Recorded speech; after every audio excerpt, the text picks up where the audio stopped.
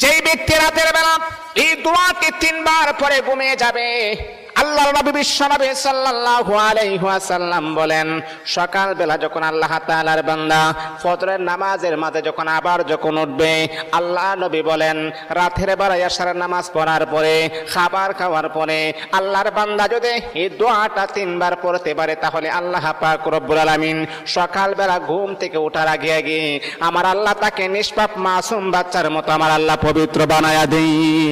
দোয়াটা সবাই আমরা জানি, আমরা সবাই কিন্তু দোয়াটা জানি, কিন্তু আমরা আমল করি না। দোয়াটা হলো আস্তাগফিরুল্লাহাল্লাযী লা ইলাহা ইল্লা হুয়াল হাইয়ুল কাইয়্যুম ওয়া আতুবু ইলাইহি লা হাওলা ওয়ালা কুওয়াতা ইল্লা বিল্লাহিল আলিয়্যিল আযীম।